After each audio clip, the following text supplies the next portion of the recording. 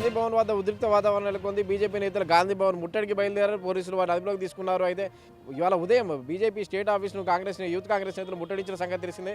Delhi BJP MP Priyanka గాంధీపై చేసిన కామెంట్స్కు నిరసనగా youth Congress నేతలు ఇవాళ ఉదయం నాంపల్లిలోని బీజేపీ స్టేట్ ఆఫీసును ముట్టడించారు.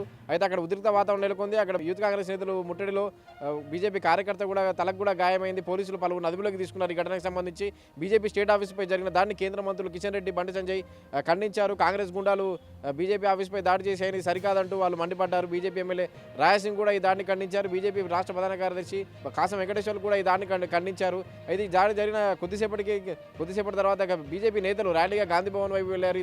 బీజేపీ ఆఫీస్పై జరిగిన దాడిని నిరసిస్తూ గాంధీ భవన్ ముట్టడికి బయలుదేరారు. గాంధీ భవన్ వద్ద హైటెన్షన్ వాతావరణం నెలకొంది. గాంధీ భవన్ వద్ద రోడ్డుపై బైఠాయించి బీజేపీ నేతలు ఆందోళన చేపట్టారు. వారిని పోలీసులు అదుపులోకి తీసుకుని వాహనాల్లో పోలీస్ స్టేషన్కు తరలించారు.